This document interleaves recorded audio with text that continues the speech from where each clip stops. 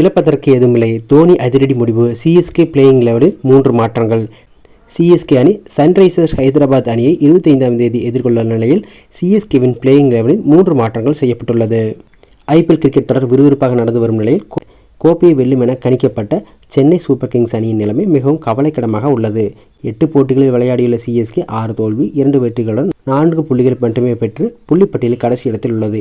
இனி வரும் 6 போட்டிகளிலும் வெற்றி பெற்றால் மட்டுமே சிஎஸ்கே பிளே ஆஃப் சுற்றுக்கு செல்ல முடியும்.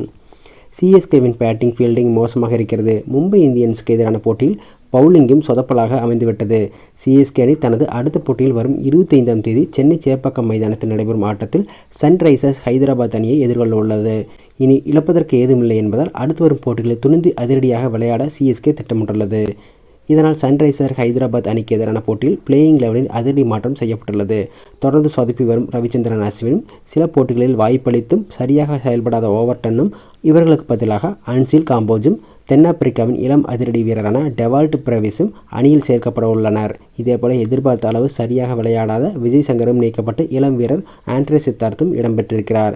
ஏற்கனவே ஷேக் ரஷீத், ஆயுஷ் மாத்ரே சிஎஸ்கே பிளேயிங் 11 இடம்பெற்றுள்ள நிலையில் இப்பொழுது டெவால்ட் பிரவிஸ், ஆண்ட்ரே சித்தார்த் என மொத்தம் 4 இளம் வீரர்கள் அணியில் இடம்பெற்றுள்ளனர்.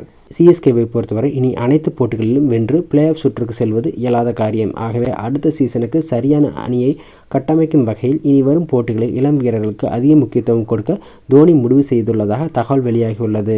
சன்ரைசர் ஹைதராபாத் அணிக்கு எதிரான போட்டியில் ரச்சின் ரவீந்திரா, ஷேக் ரஷீத் வழக்கம் போல ஓப்பனிங்கில் களமிறங்குகின்றனர். அடுத்ததாக ஆயுஷ் மாத்ரே களமிறங்குகிறார். இவரை தொடர்ந்து டெவால்ட் பிரவிஸ் பேட்டிங் செய்ய இருக்கிறார். இதன் பிறகு நடுவரிசையில் ஆண்ட்ரே சித்தார்த், சிவம் துபே, பின் வரிசையில் ஜடேஜா, தோனி பேட்டிங் செய்ய உள்ளனர். அன்சுல் காம்போஜ், பத்ரினா, கலீல் அகமது ஃபாஸ்ட் பவுலிங்கிலும், நூர் அகமது ஜடேஜா ஸ்பின் பவுலிங்கிலும் பங்களிக்க உள்ளனர்.